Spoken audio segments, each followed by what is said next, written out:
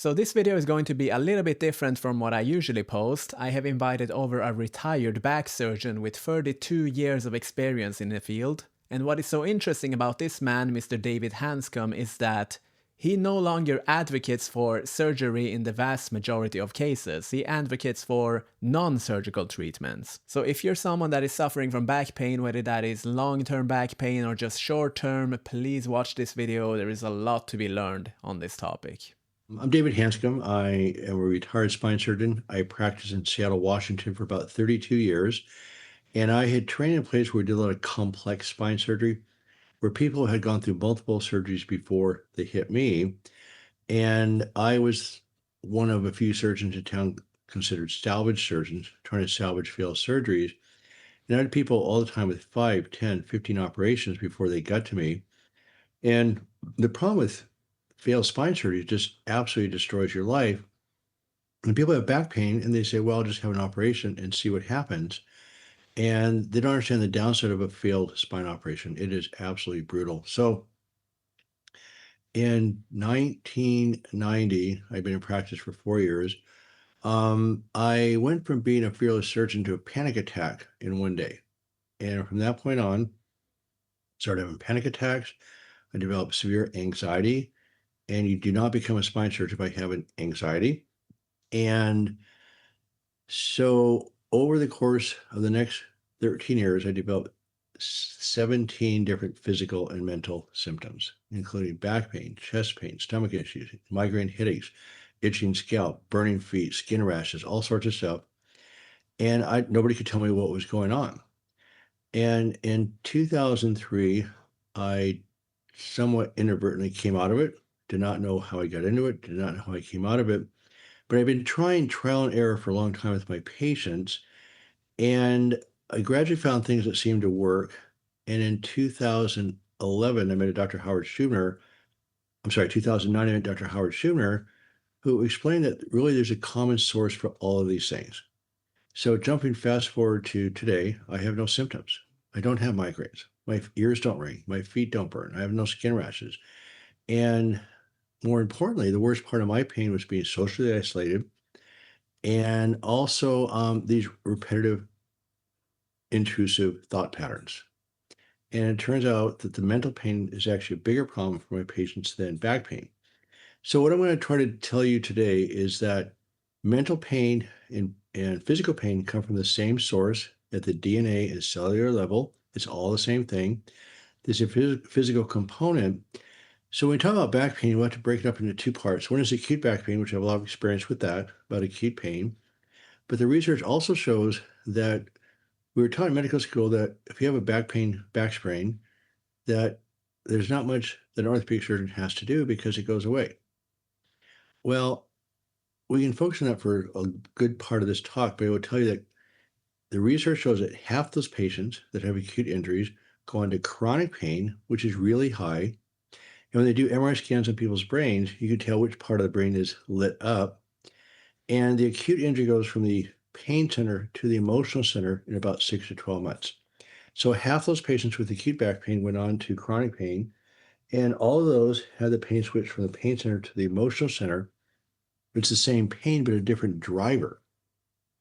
So one little hint about chronic pain compared to acute is that there's another study out of Israel, very large study, that showed that the problem with chronic low back pain was caused by lack of sleep, and lack of sleep. So the chronic pain didn't cause lack of sleep. The lack of sleep actually caused chronic low back pain. So we can talk about this in the program if you would like a little bit later, but chronic pain, doesn't matter which part of the body it is a neurological disorder. It is not a structural issue. So it's ironic in our country, we have well-documented proof that degenerated disc, ruptured disc, bulging disc, facet arthritis, bone spurs have nothing to do with chronic back pain. Nothing. They're not connected. So if you have a collapsed degenerated disc, just means the disc is not moving as much and it's stable. So it becomes the least likely source of back pain, not the most common. So jumping forward, if you have a neurological issue and you start doing back surgery on a neurological issue, the success rate for a back pain surgery for back pain is about 22%. It's Yeah, and not I very.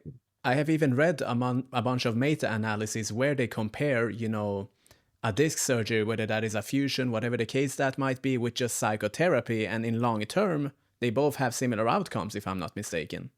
No, it's way worse for surgery. Mm, Way, way worse. mm, And by the way, when it comes to solving chronic pain, which is really sort of a different topic in a way, um, it's about calming down the nervous system.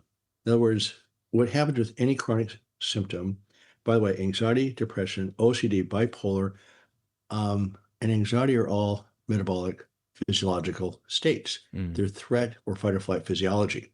They are not psychological. Yes. So they're in the same bucket as physical chronic pain. So I'm actually writing a book right now that will be released in June called Calm Your Body, Heal Your Mind. And what happens when your body's in fight or flight, you're under threat physiology, your body's on high speed, and eventually it breaks down. Mm, So chronic illness is from sustained fight or flight physiology. And how you heal is that there's a bunch of ways to actually induce safety physiology. So in fight or flight, your body breaks down, and in safety, your body builds back up again. Now, I do use the analogy of weight training all the time. So with weight training, and you can tell your audience and correct me if I'm a little bit off base here, but when you're lifting weights repetitively, you're actually breaking down the muscles, and you need to rest for the muscles to grow mhm, or strengthen. Correct? mhm. The protein And synthesis, yeah. that's why overtraining is such a big problem. So marathon runners, same thing. If you keep running, and overtrain, you're not going to strengthen your body. You're going to break it down. Do I have that correctly? Correct, correct. And one thing that I have noticed anecdotally is that any sort of quote unquote acute injury, whatever it might be, especially involving the back, it almost always coincides with a life event, like a divorce or a breakup, or let's say you're preparing for an important competition. And is that somehow related to this tension or physiology, stress state that makes your body extra susceptible? Absolutely. So let me ask you a question. People think that stress is psychological, right? Mm-hmm. Okay, think about it. Person walks in the room that's dangerous. Your body goes into fight or flight. Is that psychological? I think it's the entire system, everything from head to Right. metabolism, everything. Yeah, exactly right. Because every living creature from bacteria, one cell organisms have a fight or flight response based on chemical receptor. So chimpanzees and high level mammals have the same response. They see danger, they automatically respond. But remember, none of these creatures have a mind like humans do. Mm, Now, there's some species have minds that are pretty close, but they don't have language. So the problem with us, we have language that creates perceived threats that aren't even real. Of course, some of them are mm, real. But if somebody dangerous walks in the room, just talk about a physical threat, your body reacts instantly. Your thoughts interpret your physiology 1 to 10 seconds. 1 to 10 seconds later is physiology first. mm, So what happens is that what's happening in mental health right now is that we have these racing thoughts, and the metaphor I use is that of a hornet's nest, where the nest represents your nervous system and brain, and the thoughts represent the the, the thoughts are represented by the hornets. And if somebody shakes a nest, the hornets are pretty upset. mm, What we're doing in medicine, we're fighting the hornets, mm. which doesn't make the hornets very happy. And is this also somehow connected to, let's say, clinician language, like always telling people something is wrong with your body, and it becomes like a nocebo effect because you think you are injured or fragile, so your physiology responds to that somehow? Absolutely. So people don't understand the nocebo and placebo effect is just simply your body's response to safety or threat. Nothing to do with psychology. And in medicine, we're taught, well, if somebody has a quote placebo effect, they must be faking it. Nothing could be further from the truth. Mm, So what placebo is your body going through its healing process. So I quit my surgical practice in 2019 because I was one of the salvage guys. I was seeing 3 to 5 patients every week having surgery, badly damaging their body. And now watch, and through my own experience and things that I offer people now, I was watching hundreds of people heal with no risk, minimal resources, self-directed. And I'm watching all these people being literally massacred by bad spine surgery that I could do only so much to solve. Mm. And people don't understand, once you have the downside of a failed spine surgery, your spine is actually permanently altered. So going back to the hornet's nest analogy, so the issue is you've shaken the nest, the hornets are upset. We're fighting the hornets outside the nest, making them worse. Plus, it's impossible. The real answer is quit shaking the nest. In other words, calm down your nervous system. When I say calm down your nervous system, I don't use the word mind body anymore because it's just one unit, as you just pointed out. I mean, how do you fly a Boeing jet? I guess in your situation, Airbus. How do you fly a jet without a computer? It's impossible. Well, a jet only has 2 million parts. The human body has 30 trillion cells. Okay, so your nervous system just intertwined in the midst of all that. So nervous system is just a communication system for more complex animals. So bacteria respond to threat versus safety with chemical receptors on the surface. The human body does the same thing. Your whole body is communicating cell to cell with cytokines and small chemical messengers. Then the nervous system gives you the connection between complex organs in the brain, etc. Then human cognition, language, in its current form has only been around for about 50,000 years in light of 4 billion years of evolution. So we have this appendage that we call language. So we have this massive survival machine. And so the reason why this is so critical, stress is just danger. Some threat to your well-being is stress. Now, the stress response is the body's fight or flight. And again, the psychology follows the stress response. It's not the other way around. Now, unfortunately, in humans, so we have this complex mind, and so thoughts are perceived as the same threat as a real physical threat. We actually become our thoughts. So in the wild, you usually deal with one predator at a time or a pack of predators, and you either survive or you don't. You have to be on alert to some degree to watch out for danger. Every thought you have that's unpleasant, I call them repetitive, unwanted thoughts, there's an infinite number of thoughts. We're fighting them all the time. So when you fight them, the worse they get. And my hypothesis is that essentially all chronic illness is a function of not being able to escape our mental pain. Again, the mental pain has been well documented to be much more of a problem than physical pain. So let me just say one more thing. So people think anxiety is psychological, right? Okay, think about that again. So somebody walks in the room, your body responds in fight or flight, you feel anxious. Anxious is the word humans use to describe the feelings generated by fight or flight. So it's a description, it's not a psychological diagnosis. Then the antidote to anxiety is control. So you control the situation causing anxiety. If you can't do that or feel trapped, your body kicks in dopamine and other chemicals for a more intense response that we call anger. Mm. So when you're trapped, you fight harder. Dopamine allows approach behavior. Anger is powerful. It's also only destructive, including self-destructive, and it's addicting because it has dopamine. So people feel powerful. They may not be powerful. It's addicting. It's a huge reason why people don't want to give up their anger. It's addicting. So it's the final fight or flight response. And so, again, the problem is that unconscious brain processes about 1 billion bits of information per second, a billion. Mm. Guess how much the conscious brain processes? And would you say, today, I guess I'm getting a bit off topic now. I have no proof for this, but I would take a guess that the incidence of back pain right now is much higher than before if we go back, let's say, 100 or 200 years. Would you say that we have more reasons for feeling this anger today due to societal or academic or work-related pressure, so to speak? Well, that becomes an interesting process. So what's made things really bad is that we have internet, we have social media, we have all the sensory input. Think how much sensory input we have every day. Mm.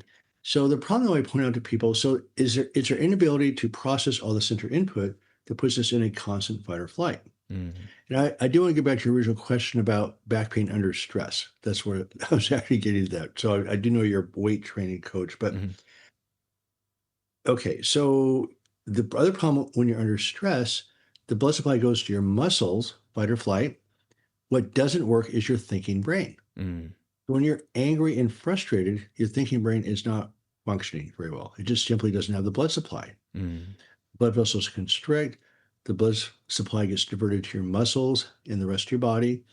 It gets diverted into the lower parts of the brain, which are more of a reflex approach. And so that's why, for instance, people that are in power create a lot of chaos because people are scared. They're in fight or flight. Their thinking brains aren't working. And guess what? They have control. Mm. Every dictator throughout history that's actually done what they do is creates chaos as the first step, Mm. uncertainty.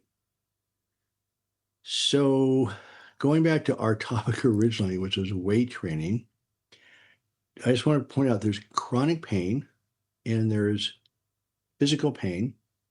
There's acute pain and chronic pain. So I know why you have me in the shows about acute back pain, but let's put the chronic pain aside for a second. Mhm. So your answer was, do back injuries occur under stress? The answer, and I've known this for decades, way before I knew anything about this. I mean, I only learned about this physiology maybe in 2020. I even wrote my first two books helping people out of chronic pain before I knew the physiology. I did not know the physiology of fight or flight. I thought anxiety was psychological. Part of my 13-year burnout was having extreme anxiety. I went to psychotherapy for 13 solid years. That's a long time. That's a lot of psychotherapy. And things get way worse. It wasn't until I somewhat inadvertently learned to calm down my physiology. Let me ask you a rhetorical question. So, if anxiety and anger process 1 billion bits of information per second, the conscious brain, the conscious brain only processes 20 to 40. That's it. So we have this massive survival machine, and we have this conscious brain, which is a new arrival on the scene as far as evolution goes. It's nothing compared to the unconscious massive survival machine. So if you can't control anxiety or anger, which you cannot, we have no control. It's automatic, it's reflex of how do you lower anxiety? Hmm. Yeah, I mean, I guess this background noise of the unconscious, it sort of burns a lot of mental and physical energy, all of it together. So if it's always running, I guess your body gets into that fight or flight constantly, correct? Right. So, okay, anxiety is powerful. Mm. In mammals, so in most mammals, the brain consumes about 4 to 8% of all the metabolic energy. Mm. And for your audience, metabolic energy is just fuel consumption. Guess how much the human brain processes? Tell me. 20 to 25%. Wow. So we have a 3 pound brain. It's taken up almost a quarter of your entire body's energy to run this structure. But it has to do with the thinking brain, the cognition. Even though it's a weak structure, I mean, a weak entity, it consumes a tremendous amount of energy to run it. Mm. So when you go into fight or flight, the thinking brain in humans goes way down because your body's going into fight or flight to the muscles and tendons it takes to run from a tiger. Mm. So it's a huge shift in thinking capacity. So again, it's 1 billion pieces, 1 million bits of information per second compared to 20 to 40. So you're not going to treat it psychologically. It's automatic, it's hardwired. So how do you decrease anxiety? Mm. The answer is you lower the stress physiology. And how do So we let's go do back that? to, okay, well, that's the part I think we should probably not talk about today because I do have a process called, so my resources are on backandcontrol.com. That's my website that that has everything. Then there's a course on it. It's a self-directed course. It's 10 or 15 minutes a day called the docjourney.com. It's directyourown.care.com. It's very self-directed. It emerged out of my busy spinal practice. And what would happen is we calm down people's nervous system. Even surgical lesions will get better because you change the pain threshold. Mm. So at the end of my practice, I was operating on less than 5% of my patients. And I had all sorts of surgical patients going to pain-free is as they calm down their body, even the pain threshold would change. The Mm. physical pain would resolve. So going back to your original question about stress and back pain? The answer is absolutely yes. Because if you're frustrated, I mean, it used to be a joke ever since I was a medical student that there's no such thing as an accident. As an. No, there's no such thing as an accident. Mhm. It's almost always in context of being in a rush, being hurried, being distracted, having a fight with your kids or your spouse. So it's in the context of stress. What I did not know until 5 years ago that under stress, your thinking brain drops down, you don't pay attention, you'll lift something abnormally that strains your back that you wouldn't ordinarily do. Then remember going back to the other part of the conversation, in Israel, they show lack of sleep causes chronic back pain. So if you're under stress and not sleeping, back pain. Yeah, amplifies. Yeah. What actually causes it? That's what blew Mm. me away. I had no idea. I used to think, well, people in pain can't sleep because of the pain. They showed in that study that lack of sleep actually causes back pain. So there's actually more data showing that lack of sleep causes disability than actually sciatica, which is a horrible pain. We always thought as surgeons, sciatica was the ultimate pain. I've had 2 back surgeries myself. Sciatica is terrible, but there's more correlation with disability with lack of sleep than there is with back pain, with sciatica. Mm. So the answer is yes. People under stress, again, your thinking brain is not working correctly. Under stress, people do things that hurt their back. Mm. Another thing I wanted to get at is the concept of pain cultures. Like certain cultures, they reinforce this pain narrative much more than others. I don't know if you've read these studies about the whiplash injuries in Lithuania compared to, let's say, America, where the clinician language and all of that, it becomes like a Pavlovian conditioning of pain, or let's say certain parts of Africa. What can we say about that? Yeah, absolutely. Because what happens when you remember, fear or anxiety is inflammatory. So if you're afraid of pain, afraid of the problem, you actually feel the pain more. Again, not psychological. And I got to tell you that I was one of these surgeons, so I don't want to be too critical. Mm-hmm. Is that if somebody has pain and you don't see an obvious cause, you try to blame the patient or it's Mm. psychological, your pain threshold's bad, et cetera, et cetera. What I didn't realize till way too late myself, and I'm embarrassed of my own past behavior, is that people hurt.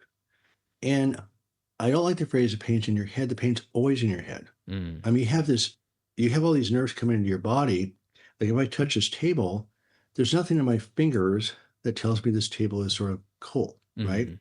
Or I look at the sun, there's nothing in my eyes that says the sun is bright because I can look at this table and it's not bright.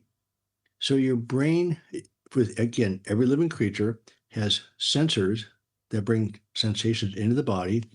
Then it's your brain that interprets whether it's safe or not safe. Mm. So pain is always an interpretation of impulses. So let's take a cage fighter or a football player or a wrestler or even a ballet dancer who can put a tremendous amount of weight on his or her toes. Why don't they hurt? Mm. I mean, if a cage fighter hit me, how do you think I would do with that? Yeah, it's so contextual, the pain interpretation and all of these. Exactly. So it's your brain understands, and that's how I got in trouble as a surgeon, by the way. I was really tough. My attitude was bring it on. You can't hurt me. And guess what? You couldn't. Mm. But then I broke. So people think being tough is a virtue. It's actually a disaster because you're suppressing pain. Definitely. So if you're out there just pushing yourself, that's fine. But you got to rest, you got to relax. And if you're on fight or flight all the time, your body's going to break down and you're going to get sick. Mm. So chronic stress causes serious chronic illness of every kind. Cancers, autoimmune disorders, osteoporosis, Alzheimer's, dementia, cardiovascular disease. These are all chronic inflammatory disorders. So again, you're under stress, your thinking brain is not working correctly. You do things that are not very smart. And you want to go into just basic bat mechanics for a second? Yeah, sure, sure. I'm guessing your audience already knows this. I don't want to repeat what your audience already knows. But as a spine surgeon, is that it, I mean, I was one of those surgeons who was doing fusions for back pain. Mm, I was a zealot. I was evangelical about it. If I couldn't find a reason to do surgery on your back, I would feel guilty mm, because I thought it was the end of the line. It's a big operation. And when I found out that the success rate in 1993 was 22%, I just stopped because it's a big operation. And my success rate is about 40% because I was more tuned into rehab. But it's a big operation. It causes permanent damage to your spine. I mean, you are damaging the muscles around your spine with a 40% success rate. Then again, I didn't know what else to do. So it was around that time I went into this 13-year spiral myself of 17 different symptoms, and I didn't know what to do. I wasn't doing surgery. I was doing the best I could with my patients. They were doing okay. At least I wasn't hurting them. And it wasn't until 2006, quite a few years later, that I started to realize this combination of the way you process stress, increasing the resilience of the nervous system, addressing the physiology. That's what helped calm the nervous system and the pain would resolve. mm, And you're training your brain to be more resilient, to actually calm things down quickly, to actually reroute your brain in a different direction. We call it dynamic healing, where you deal with your stresses, you increase the resiliency of your nervous system, you directly decrease the physiology. But again, what happens in medicine is when your stresses overwhelm your coping skills, you go into fight or flight, then you create symptoms, right? mhm, So it's the interaction between your stresses and who you are that creates the physiology, that creates the symptoms. In medicine, we're treating just the symptoms. So we don't know our patients anymore. We don't take the time to talk to them. Not that we don't want to. The business of medicine has really kidnapped all of us. So we don't know who you are as a person, the context of your life. We haven't really taught you the coping skills you need. We don't address physiology, and we treat only symptoms. That's like trying to put out an oil well fire with a garden hose. mm, It's not going to happen. So as we teach people how to process stresses differently, again, stress is not psychological. Stress is just your threats to your well-being, and increase the resiliency of your nervous system, which is diet, sleep, and exercise. And we can directly lower physiology with things like coherence breathing, breath work, humming, calming sound. By going through all these three portals every day, all the time, it becomes automatic. So as you spend enough time in state of physiology, your body, instead of breaking down, actually gets regenerated. mm, That's why the healing I witness is well beyond me. Again, go back to that nocebo placebo effect, not psychological. Your body's in safety physiology. It's rebuilding. The nerve conduction slows way down. The pain threshold changes, and you do not feel the pain. So say you have power lift, you have acute back pain. So the disc, as you know, is like a hydraulic cushion. And when you push straight down on it, you have the semi-liquid center. You have these layers of rings on the outside, just like a radial tire. And the harder you push on the disc, the stronger the rings become. And so in the back of the spine, you have what's called facet joints, the two joints that stabilize the spine. And so when your posture is upright, you're pushing straight down on this disc. The harder you push, the stronger it becomes, right? mm. No, yes. Correct, correct, yes. Okay. Even distribution. So when people fall, so I also took care of spine fractures.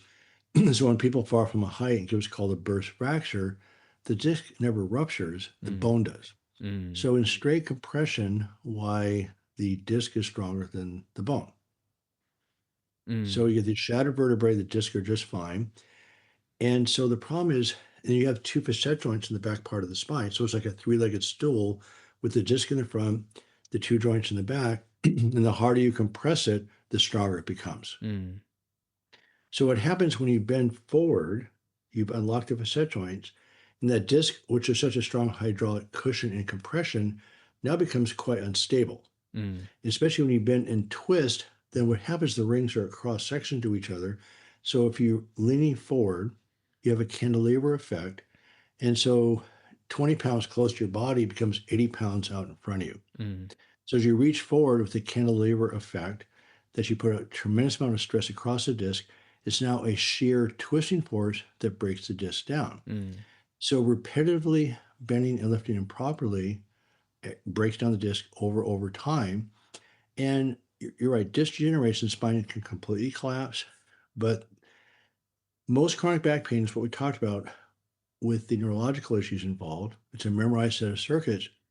But the highest instance of acute back pain is between ages 30 to 50. Mm. So the disc has nothing to do with chronic back pain, but in people that are younger, the disc has a lot to do with back pain. Mm. So in the middle of the disc is a nucleus without pain fibers. There's a ton of pain fibers in the ring because part of it's proprioception. So when you are so when the disc is strong and healthy, there's a higher chance of acute back pain because the disc is moving, it can break down.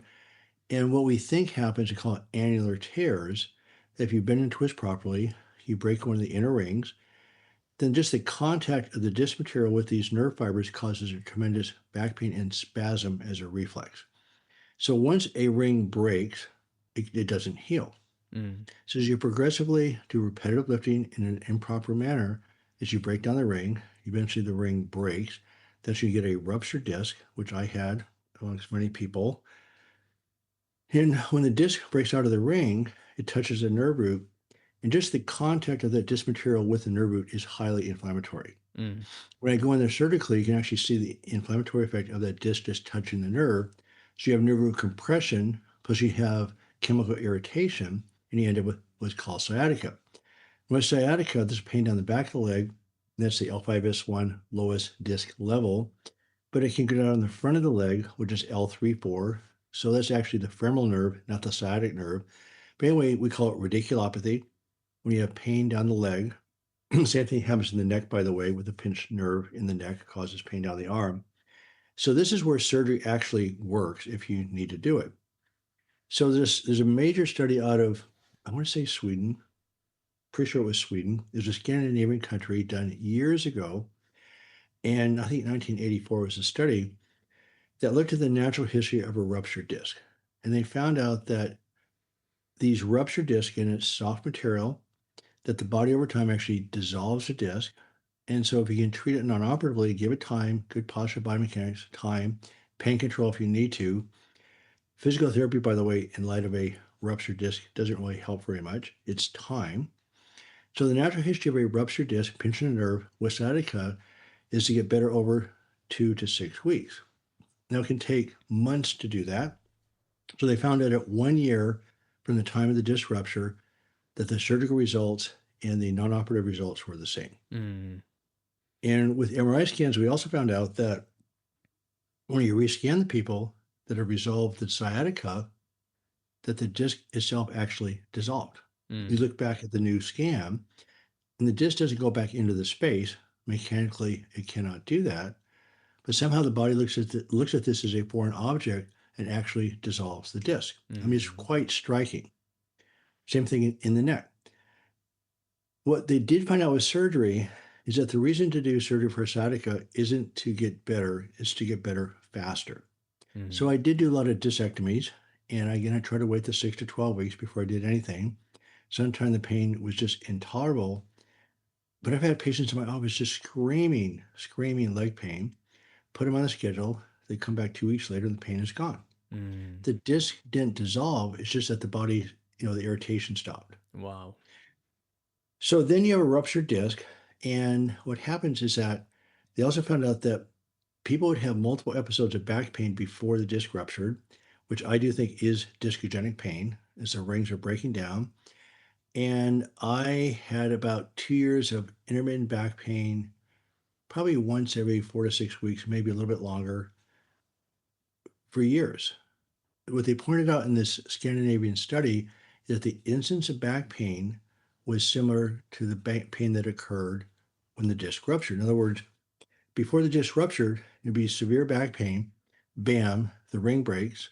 The disc ruptures and the back pain almost always disappears because the irritation of the ring is gone. So for me personally, I had the same situation. I would just do the smallest thing. My back would go into severe spasms.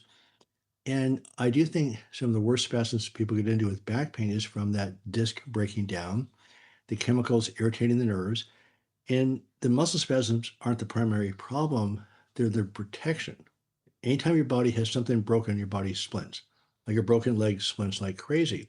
That's what muscle spasms do. They protect the spine. So what happens is that I had really severe back pain multiple times a year. Then, bam, one day I ruptured a disc. Mm, I spent 6 weeks literally lying on the floor. It was a disaster. I had surgery. I ended up with a postoperative infection, and it was just a nightmare. mm, So eventually the sciatica went away. I also had a significant calf weakness. I had a neurological deficit. And the neurological deficits tend to come back around 12 to 18 months, and mine did, even though the calf muscle never came back to full size. But it's pretty typical that with acute disc ruptures, when you take the disc out, the pain resolves, the neurological deficits usually return. But again, if you do nothing, the same thing happens. The mm, pain disappears, the neurological deficits tend to improve. But again, this has nothing to do with back pain. So the back pain before sciatica in somebody ages 30 to 50, no question in my mind that is from the disc.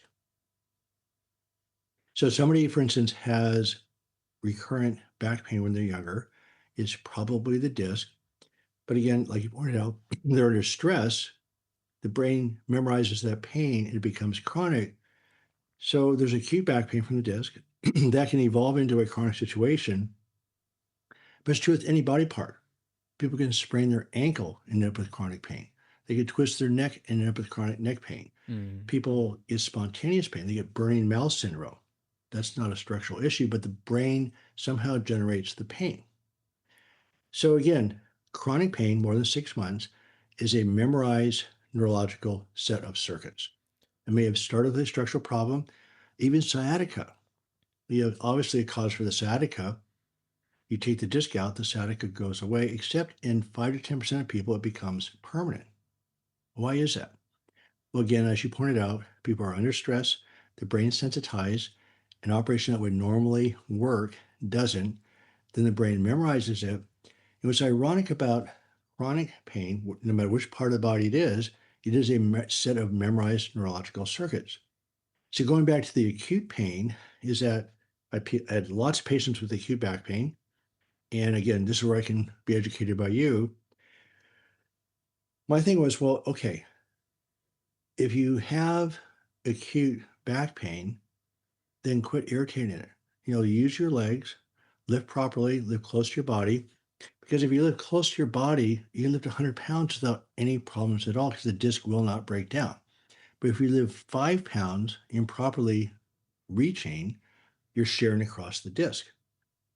So since I had my back surgery, that was over 30 years ago, I never do unsupported bending because it's that cantilever effect of leaning forward that puts a tremendous amount of stress on the disc. So you can bend forward, but put your hand on something to support yourself. In other Mm. words, don't suspend your back in space. So that's and we can go a little bit more on this, but how does it resonate with the way you approach acute back pain? The biomechanical aspect, so to speak, my only fear with having to, think in terms of posture, like always being straight or bending by the hips, it can create like this threat response, and I believe create this physiological like fight or flight even more because you associate a certain movement with danger, and that might amplify the pain for some. For example, if I give you a personal example, I also had a back injury for a very long time, but when I bent down to pick up a barbell deadlift, I would feel pain because I had associated the barbell with pain. But when I tie my shoes, exact same movement, I felt no pain. Okay. Do you mind if I be a little blunt here? Mm-hmm. Can I ask how old you are right now? 29. Okay. So you're absolutely correct that fear of pain actually creates more pain because your body's in fight or flight. So let me review fight or flight for a second. So in fight or flight, your body's inflamed, your inflammatory markers go up, your nerve conduction doubles, the neurotransmitters in your brain called glutamate go through the ceiling. Your brain itself becomes inflamed. You're consuming fuel out of the body. Your stress hormones are out there, and your body is in fight or flight. you're sensitized, and you do feel the pain more. Mm. Then even anticipating the pain actually creates the same response. Mm. So you're absolutely right. You get a sensitized nervous system. The problem is mechanically is that maybe you feel pain tying your shoe or not. Maybe you feel pain lifting weights or not. But if you're lifting weight improperly, some of the worst injuries I've seen is doing weightlifting improperly with bad mechanics. Mhm. So I agree with you, keeping your back straight all the time, being hyper about it, being super careful, it just becomes a habit. I Mhm. mean, I've done this for 30 some years now. I just don't bend over. I use my Mm. legs, I lift properly. It becomes automatic. And by doing it safely, I'm not afraid. Mm. It just becomes a habit pattern. I know protect my back. The chances of me hurting my back lifting properly is almost zero. Mm. Now, under stress, what happens if you had prior back pain before? I don't care what you're doing, you have a pain circuits in your brain that have been triggered. It's very anxiety producing. And even right now, when I had my ruptured disc, it was my left big toe that hurt. Mm. Horrendous. But essentially, the entire conversation is you could have an acute catalyst, so to speak, of a tissue or a structure, whatever that might be, a disc, but that might resolve with time on a structural basis, but the evil here is giving it too much emotional attention, so to speak, and making it to a chronic or neuroplastic pain, or... Well, let's go back into the chronic pain conversation Mhm. first. Mhm. So I don't like the word neuroplastic. Your Mhm. body memorizes everything. It's a total body memorization of the problem. Mhm. So yeah, your body memorizes the circuits. It's primarily a neurological issue. It's affected by diet, exercise, sleep. It depends on your life outlook. So the bottom line is your body breaks down mentally and physically in chronic fight or flight physiology, and it heals in safety. So the whole key issue is the chronic back pain part of it, by the way, has very little to do with the mechanics we talked about. Mm. In other words, chronic pain can occur any part of the body. Again, I had migraine headaches, my ears are ringing, my scalp was itching. I mean, none of those are quote structural. Mhm. And then the mental pain, again, if I give patients a choice of getting rid of their leg pain with surgery or and living with their anxiety, again, anxiety is just the sensation generated by stress physiology, that we could surgically get rid of the leg pain and they would have to live with the anxiety, or we could drop the anxiety down and they would have to live with the leg pain. Almost everybody just could not tolerate the anxiety. Mm. So again, mental pain is really quite a bit worse than physical pain. And 90% of people wanted to calm down the anxiety. So me personally, I had 17 different physical and mental symptoms. The worst part of my ordeal was actually what I call ruts, repetitive unwanted thoughts. And they actually drove me into the ground. I was actually suicidal in 2002 and started to commit the deed. And there's research showing, and what did me in was two things. I had all these physical symptoms, which were bad, but what did me in were these repetitive, intrusive thought patterns. I couldn't Mm. deal with them. And the second thing was being socially isolated was crushing. And those are two things that just almost did me in. So it also turns out even that suicide is actually a metabolic problem, not psychological, because what happens, your body simply completely runs out of fuel. There's little things in the cells called mitochondria, and they go into a different type of production and they just get exhausted. So it's not only you giving up as a person, but it starts right at the cellular level where your cells are out of fuel. They just run Mm. out of gas. So again, anxiety, depression, OCD, bipolar, and schizophrenia are all metabolic inflammatory disorders. They're not psychological either. Mm. So again, there's two parts to this. There's a fear factor. Again, fear equals anxiety equals inflammation equals more physical pain and Mm. mental pain. So we talk about the acute back mechanics. And again, if you're a power lifter with a belt on, doing it properly, that's great. It's probably just fine. Mm. But outside the gym is where the problem is, where you do repetitive bending and lifting, don't pay much attention to it. I did my back work and I did my back end by doing heavy construction work. And back then I thought I was a stud. I Mm. was certainly more of one than I am now. But I took perverse pride in how much I could lift. And people say, take care of your back. I go, no, whatever. I can do this. So I'd literally ignore them. I did hod carrying, which is heavy concrete work. I poured slabs. I did heavy framing work. I probably never lifted properly once. Mm. I just didn't do it. I just thought I was above all that. But again, it's a repetition. These discs are strong, but it's the repetition of repeatedly bending and lifting improperly that breaks down the spine. Mm. But going back to your thing is if you get hyper about a perfectly straight spine, you don't need to do that. Mm. So I think again, the only thing I think people need to be careful of is unsupported bending. Mm. That's it.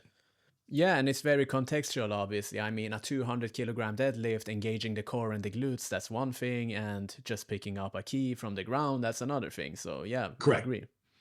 Yeah. So I say, look, you're better off. Well, I'll say a little bit differently. So yeah, you can lift 100 pounds close to your body with your legs, proper mechanics. That's less stress on your spine than bending over and picking up the newspaper. Mm. So, but again, with the power lift, again, everything's locked into place. You're using your glutes, you're using your legs, your back's locked into place. That's when, I mean, correct me if I'm wrong, when you do powerlifting, you sort of lock your back into one position, correct? Mm-hmm. Mm. Yeah, Yeah. I mean, So, it's the core musculature. You do the right, intra-abdominal pressure kind of thing. right. So let me say one more thing, which is it's a little bit off topic, but really dead on with the topic. So as a surgeon, my son and his best friend are Olympic level competitive mogul skiers. Mm-hmm. And so I brought him to Seattle years ago to work with a performance coach who coached my friend Holt to the national championship in 2007. My son went to fifth in North America. And as I listened to David coach these kids, I go, wait a second, surgery to performance. And obviously, powerlifting's a performance. And what doesn't work is positive thinking at all. So we call it connected and engaged thinking. And what I learned, we call it mindfulness-based surgery. The idea was consistency of performance, where you have performance equals your skill minus the interferences. The interferences being anxiety, being rushed, being complacent, being distracted, being angry. Mm. So what happens, what I know now, which I didn't know back then, in surgery we're taught skills, but we're not taught consistency of performance. Mm. And so what happens as you learn to recognize interferences, again, the key word is awareness. You're in the middle of surgery. And what we developed eventually was mindfulness-based surgery, where every move was made in a safe way. Light touch, good direction, perfect visualization, over and over and over again. It was like sculpting. And my complication rate went down about 80%. Mm. It was unbelievable. But again, the interferences are anxiety, anger, distraction, complacency, and being rushed. And you pointed out people get stressed, they get in a rush, they do things that are not healthy in a lot of different domains, including lifting improperly. Mm. So what happens as you learn to process your interferences is the same metaphor that you use for your life in general, with the metaphor being your life performance, is that stresses don't go away, Mm. but you process them and navigate life much more easily. Again, we call it dynamic healing. Learn how to process your stresses differently, learn how to calm down your nervous system, and you learn how to regulate your physiology. And life Definitely. changes dramatically. I agree. So it's made a massive difference. It's not really stress management. You just learn how to calm down your body chemistry. And then remember, your thinking brain is now back online. Mm. Your creativity comes back. So you're better problem solving. And there's a whole different topic. But that's why I encourage the audience to look at this much differently than just mechanics or just psychology or physiology. It's a whole body response. And that's why I don't use the term mind body anymore, because it's just a unit. Yeah, I think you said that earlier in the program. And so by learning these skills, life just becomes easier to navigate. I mean, definitely. life doesn't become easier. I mean, life is always a challenge, but it becomes much easier to navigate it if you have the skills how to process stress and nurture joy. Two separate skill sets. And I can tell you from my perspective as a sports coach, what has gotten the front seat very long. I mean, understandably so, biomechanical factors, obviously it matters, but one thing that is not discussed in these discussions is the life stressors and the psychological stressors, money issues, relationships, how much that affects your performance and even chance of developing an injury in the first place. But Absolutely. Then, Yeah. you go to every single physiotherapist, they are saying your glutes are weak. To a national champion weightlifter, your core is weak. You need to do Stuart McGill's Big Three, instead of like making any psychological or emotional assessment on the athlete. Okay, let me just, you're absolutely correct, but let me suggest some different language. Mm-hmm. So, again, remember, anxiety and anger are physiological. Mm. Okay. Mm-hmm. And you're absolutely correct. So, but in safety physiology, your thinking brain's working, you can solve problems, you have creativity. I have a term from reactive to creative. Mm-hmm. If you take the letter C out of the word reactive and put it at the beginning of the word, what do you have? Creative. Yeah. So so anytime you're anxious or frustrated, you're reacting. Your thinking brain's not working. So the essence of the process is the word awareness. If you can quote C first, then you can create whatever life you want. Mm. So stresses don't stop. Life does not become easier, but your capacity to navigate adversity becomes much higher. You spend more time in safety physiology, your quality of life goes up. So on the dynamic healing model, you have the input or your stresses, you have your coping skills from the nervous system, you have the physiology of the output. So it's an interaction between your stresses and your coping skills that determines your physiology. Mm. Again, the body breaks down in stress physiology, it heals in safety. So instead of using the word psychology, thoughts are input. Mm. Okay. There's a psychological, that's the psyche, and emotions are what you feel. Mm. That's the physiology. So again, thoughts are input, coping skills, physiology. So emotions are what you feel is the physiology. Mm. Mm. So you can't control emotions, but you can regulate them with the thought patterns. You can see. Let me just give you one example of two things that we do by changing the input. We actually do what's called expressive writing. So you write down your thoughts and tear them up, not to get rid of the thoughts, but you're separating from them. Remember, thoughts are perceived as real threats. So you're separating from your thoughts and you're not tearing them up to get rid of them. You're just writing with freedom because remember, the thoughts that are most disruptive are the ones that you don't want to think about. Mm. And try not to think about something that you know makes it worse. So you simply write down your thoughts, throw them away. But the other factor, which is equally as powerful and really critical, is to say, look, if you're in my office, let's say, look, Sam, when you walk into my office, you'll never discuss your medical care ever again. You're going to come off the internet, quit searching for answers. You're not going to complain. You're not going to give advice or criticism or gossip. Whereas negative input, your thoughts, translate into threat physiology, Mm. which creates symptoms. So, in the basic concepts of healing is no negativity, period, end of story, Mm. which is sort of hard to do. Yeah, Because and when that I you're, wanted to continue on that, like knowing how much work it takes, all of this journaling, all of this meditation, and let's say affirmations, all of this to sort of change the physiology in your body. How do we like people, they are after quick solutions, right? They might want an anti-inflammatory drug or a surgery to make it quickly, but how do we even convince them to take this path, well, that's the problem. When you're angry and frustrated, your thinking brain isn't working. So, Mm. that's the biggest factor we have right now is what do Mm. you do to feel safe to get your brain back online? So, first of all, it's not work. Yes. So if you decide to do the course, it's about 10 or 15 minutes a day. That's it. It's like learning any skill in general. And so as far as not discussing your pain, you just stop, period, Mm. end of story. And that becomes a habit. It takes about 6 or 8 weeks to really stop doing that. Expressive writing, 5 minutes a day.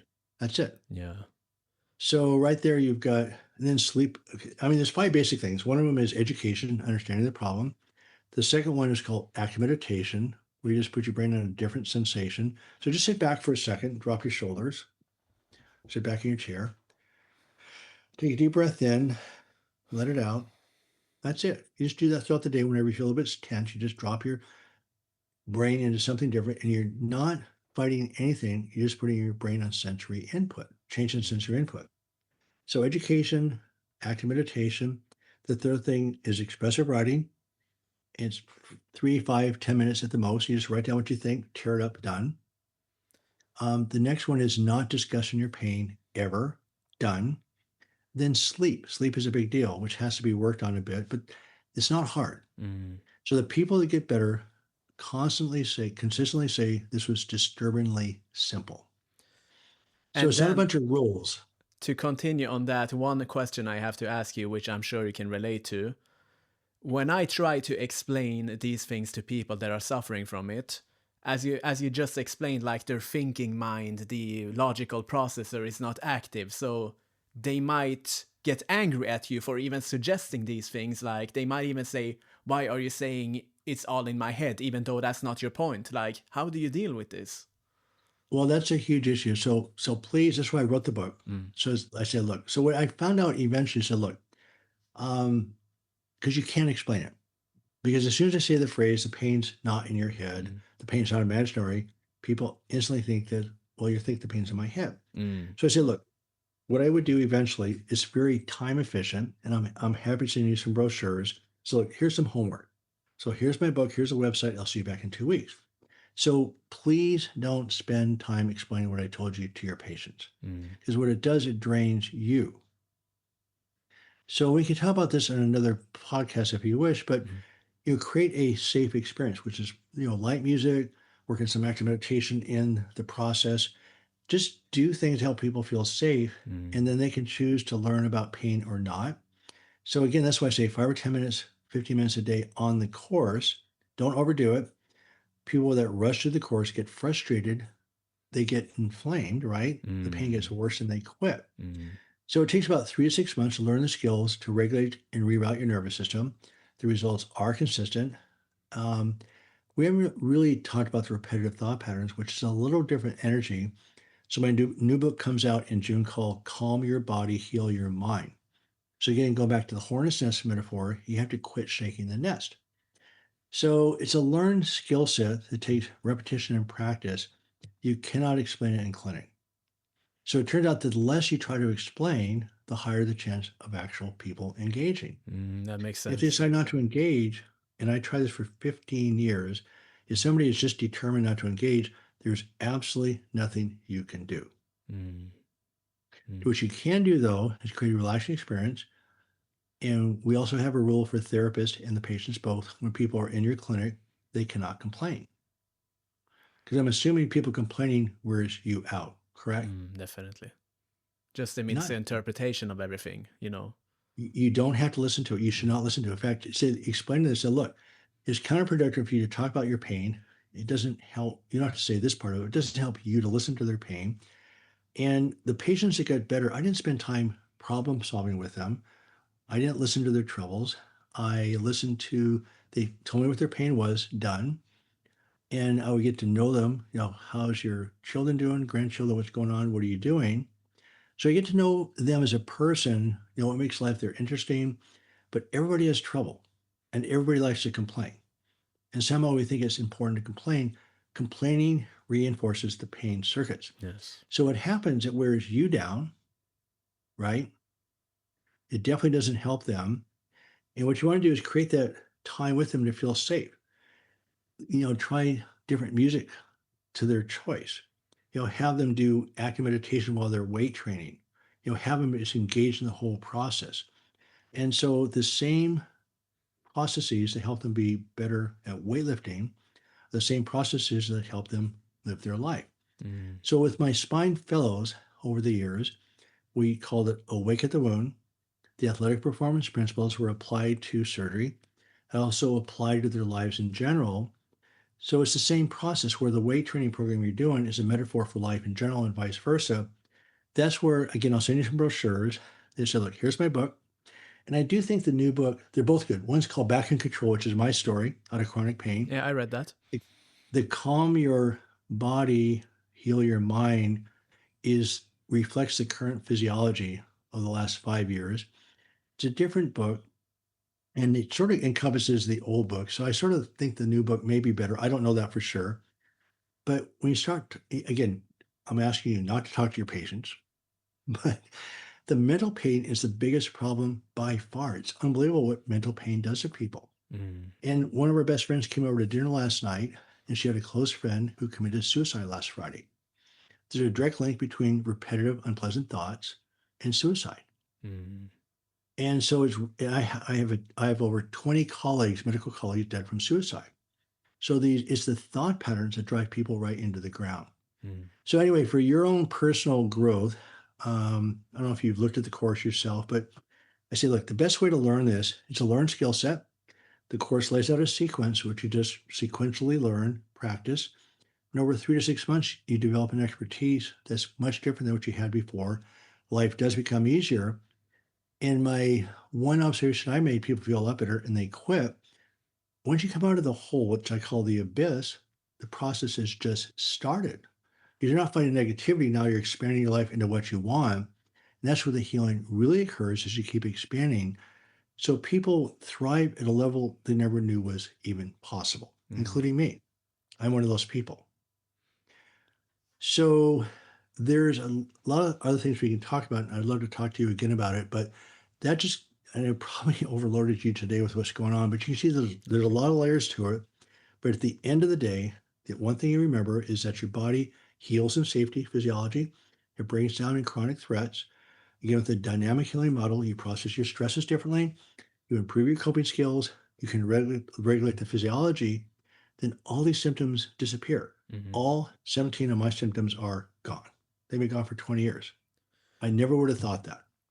So essentially, we're talking about a sort of bottom-up approach here, where we put the body in a calm state so that we can use our rational mind in the first place. Because right now the alarm system is sort of on and it's sort of blocked, so we have to introduce this calming space to begin with, yes? It's close. I mean, so again, bottom up calms the body, which calms the thoughts. Mm. Remember, the thoughts also fire up the body. Mm. So that's where this thought separation process comes into place. The active meditation comes into place because it actually changes the thought patterns. Mhm. So it's both top down and bottom up. Mm. The problem in medicine, we're really focused on top down, Yeah. where the bigger issue is the body. But you have to do both. And when we discuss top-down, that's related to the earlier discussion where people get defensive, right? Where you try to make a mindset shift out of them, or... Yeah, you Mm. can't do it Mm. because I mean, it's a whole different discussion. But yeah, your body is programmed, even at the single bacterial one cell organism level, your biological mandate is to reproduce your activity that keeps you alive. Mm. So humans have a much more complex way of doing this. So we have a complex set of problems that has helped us stay alive today. And to come off that pathway that you found for yourself, as miserable as it might be, there's a huge resistance to change. Mm. So you have to learn how to feel Yes. the key issue is feeling safe. The process should not be work, be sort of a playful, curious approach. And so the sooner you can get into that mindset, just letting go. If you fight threat physiology, you're reinforcing it. It's Mm. a learned skill to separate from it, let it do its job. Anxiety and anger are survival reactions. They're a gift. That's why Mm. we're alive. So you can't fight it. It's too powerful. So you learn to separate from it. Then as you put your conscious brain where you want it to go, you actually, with neuroplasticity, reconstruct a new brain. Mm. And And so you don't fight the old, you create the new. yes. And then you mentioned resistance to change. I wanted to ask you one last question. Okay. You have 32 years of experience performing surgeries, right? And now Right. you prefer conservative methods, only saving surgery for absolute acute cases. So my question is, do you get backlash from, let's say, your colleagues that have this old school mentality of always performing surgeries for every single conceivable disc issue? Like, do you feel any of these sort of things? Oh, Or it's terrible. It's mm. horrible. No, it's getting worse. The more, yeah, no, the more so I don't prefer surgery over not doing surgery. I say, look, my goal is to get you better with or without surgery. And surgery's always been just one tool. It's Mm. never definitive. And so it's the whole process in place where surgery may be part of it to help solve the problem. So I'm happy to do surgery. Mm. I'm an excellent surgeon. I like doing surgery. But no, I have all these patients. I had 127 patients with surgical lesions go to pain free. Mm. I did not expect that. So financially, it was a disaster. But I was excited about it because people were pain free. Their anxiety dropped, all these other symptoms dropped. And I had one gentleman who had 28 surgeries in 20 years. Mm. He's now been pain free for 20 years. And he says he's never felt better in his life, even before he had pain in the first place. Mm. So the peace of mind you get from safety physiology is profound. The quality of life goes up dramatically. So the resistance from my colleagues is huge Mm. because you simply, anyways, this is a whole different conversation. But Mm. no, the medical industry is focused on procedures which are profitable. Yeah. Unfortunately, we're using patients as sort of the, the fuel for this whole thing. And then we don't talk to our patients. We're doing operations that have been documented to be ineffective. So we become very efficient at offering ineffective procedures. We are really hurting our society right now. Mm. Yeah, the financial incentives, I can imagine, is huge. It's huge. So anyway, again, I would encourage people to look at my website, backincontrol.com, which has everything on it. You have seen that one, correct? Yeah, I have read it, the Back in Control. I actually have it right here. I can show it. It's this one, correct? Yes. Yeah. And then there's a new version coming out in June. But again, my new book, Calm Your Body, Heal Your Mind, covers the body and it covers these repetitive thought patterns. So I'm super excited about it. These editors at Random House really pushed me to the limit as far as writing a better book. So I'm very excited about how it turns out. And so from your perspective, I have done this for years. My process evolved into a very busy practice. I talk to physical therapists all the time, and we try to create a mindfulness-based program. But for you personally, just giving people the resources and letting them do it on their own. Mm-hmm. And if they get upset about it, that's fine. You don't have to explain it or defend it. Say, look, I just need to have you do some homework. If they refuse to do the homework, please don't engage them. There's nothing you can do. Mm. I've tried this for 20 years. Once a person's shut down, I cannot open the door. They have to be open, at least a tiny spark, something. Just a little bit, yeah. So once they do the homework and learn, then they still do it on their own. And when they come in and talk to you, you can answer questions. And I encourage you also to go through the Doc Journey course. Again, 10 or 15 minutes a day. Mm-hmm. As you go through it yourself, you'll be sort of shocked what happens. I think when people resist doing the course is that you do undergo pretty profound changes because you've changed your brain. Mm-hmm. Remember, people resist change. Mm-hmm. But again, you do the change at a level that's comfortable and safe. And again, you're engendering safety and decreasing threat. They're both going to be there. Threat's always going to be there. Mm. So you decrease time and threat, increase time and safety, and it's self-directed by definition. And if they're willing to engage, it's just a matter of time and repetition. Yeah. And everybody's different. This was definitely a paradigm shift for me, this bottom-up approach that you're talking about, just attacking the, subtleties of it. Because what I have been trying to doing all the time is this mindset shift, and like you say, it's great. It's It'll profound. happen. Yeah, it'll happen on their own terms. And again, they get to do it on their own. By the way, a sense of control, in other words, understanding the problem, taking charge, is also highly anti-inflammatory. They Mm. show this in the laboratory out of Texas, where your inflammatory cytokines drop down with a sense of control. Makes sense. So anyway, I'm excited you're excited. You're at an age where if you decide to pursue this, the neuroplasticity of your brain is much better than mine, which I'm a little older than you are. And I think you'll find it to be a very exciting process. Definitely, definitely. I thank you so much for your expertise here. I definitely got a lot from it, and I'm sure the audience will as well. And I hope we Yeah, talk thank again. you very much. All right, thank you very much.